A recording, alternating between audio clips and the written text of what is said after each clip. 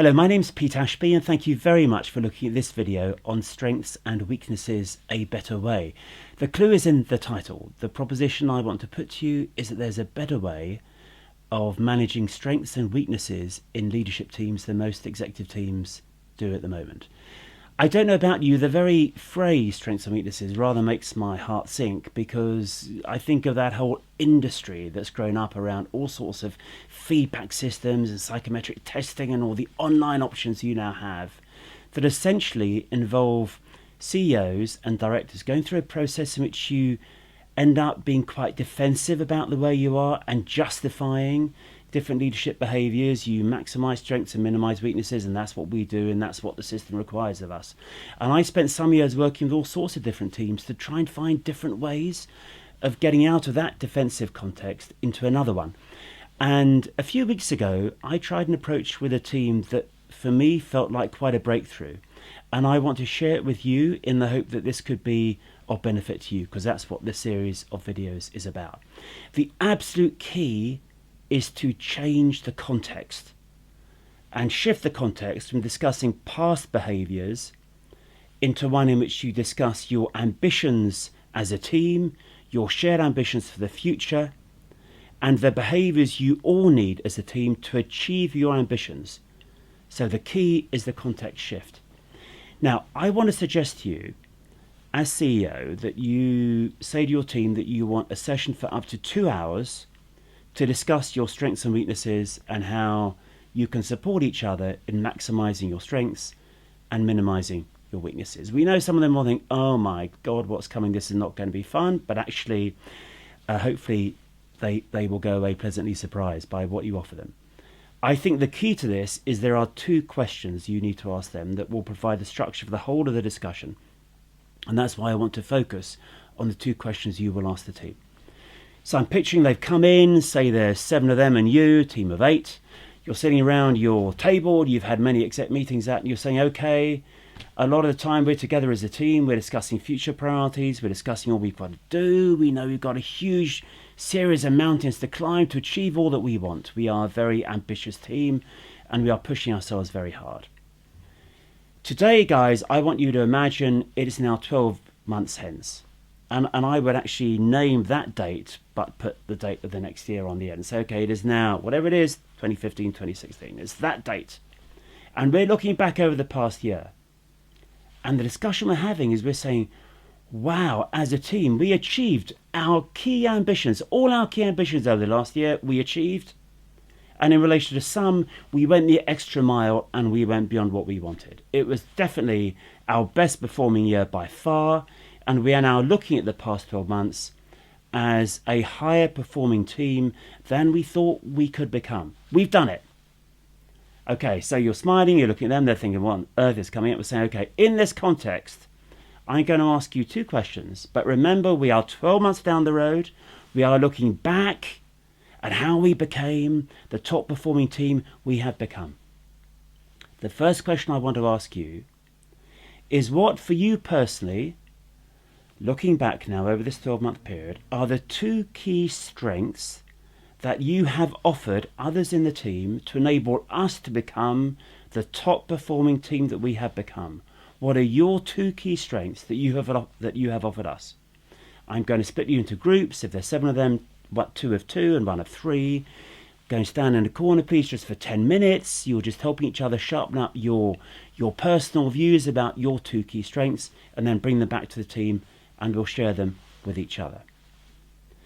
Now, the reason I commend this to you is because you are 12 months down the road, you are looking back. It's all about achievement of ambition, and you are inviting them to offer whatever they want to offer that in their view captures the greatest strengths they would like to be offering your team to enable you to achieve all that you want to achieve. So it's an open invitation. If they want to go beyond their current lead functional responsibility, that's their call. And a lot of people who are held back by notions of modesty and you mustn't pat yourself on the back, it's much easier now to be positive about themselves, because this is about aspiration. This is what they want to give others. So this is contributory. This is the future. This is achieving team ambition. So there's a good chance they can really go positive about their role because it's their ambition in relation to others around the table. During this part, I think it's important that you are also in on this. You're seeing yourself as defining the two key areas of your leadership where you want to go stronger. Very positive, very strong. And then after that, for 20, 25 minutes, you're saying, okay, that's been very powerful for us. Some of you have offered some things that I really want to take away and think on. Now, I want to ask you the second question. We know in all teams, it's not just about playing to our strengths. It's also about managing what some call our weaknesses or our shortcomings or our downsides, whatever word you want to use. For each of us, we all have certain stuff that can get in the way. It can get in our way and it can get in other people's way. We all know that. So my second question to you is 12 months down the road, looking back, how would you like other members of this team to have supported you in making sure that your stuff doesn't get in your way or their way? That's my second question to you. How do you want them to support you in minimizing your downsides and making sure that you don't get in your or their way? Another 10 minutes, I'll put you into different groups of 2 and 3, going around the table. Come back with your personal answers to that one. Now, I think if you can achieve some relaxed, calm discussion around this second question, that is pure gold dust. You are giving people permission to say to others, to share with others, their concerns about their behaviours that on the whole is a taboo discussion in most teams. We don't go to teams to volunteer stuff about our weaknesses. I mean, masochist or what? You're making it possible as chief executive. You're saying we need to do it. And it's all in the context of achieving shared ambition. It's all in the context of you becoming that top performing team. And what they are doing, and if anyone asks you about this, you need to absolutely stress this. They are telling you how they want others to support them in making sure they don't trip up over their stuff. I just think of this team I was with recently, and one of the guys in the team is a fairly quiet member of the team. He said, fairly quietly, he said, I like detail. I like to get everything sorted, and I know sometimes detail can become clutter. And I need you guys to help me to be less cluttered. Just think what that gives his team, because he used that word clutter, and it was his word. It means others in the months to come can say when something comes up and he's concerned with detail is getting in the way, they can say, hey, just remember, Brian, it's getting a bit cluttered. We'll sort out the detail later. Let's just now keep our eye on the principle we're trying to absolutely sort in this particular moment.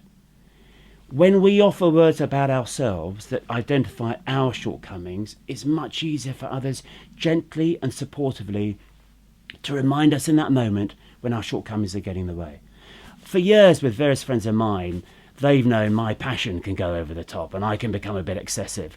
So they'll sometimes say to me, hey Pete, foot off that accelerator a bit, just getting a bit OTT. A small phrase in that moment is what teams need to support each other to make sure our downsides don't get in the way of ourselves or other members of the team. At the end of that discussion, I personally think this could be so powerful for your future performance that you as CEO should say, on this one, guys, I will do some brief notes on what you've said and I'll send it around us as a confidential record, because this is very powerful. This reminds us we can be in with a real chance of achieving what we want to achieve if we really do help each other maximize our strengths and cover each other's backs in the way we've begun to discuss in a very open and high trust way with each other today. Final point on this, and one of the reasons I want to commend this to you as strongly as I can, is because if you can take your team through this discussion, they will know at the end the fact that discussion reminds them that as a team you will each enable the others to be stronger as leaders than they would be without you. That's what a top performing team needs to experience. Everyone needs to be able to say to themselves at night, I am a stronger, better, more effective leader with those guys, warts and all, than I would be without them. That builds loyalty, because that shows the interdependence is about our shared growth and development, as well as saying sometimes to other people, back off, that's getting in the way. This can be a very powerful discussion. I really hope this helps you. Please give me any feedback you can if you try this out. Thank you very, very much for your time now. Thank you.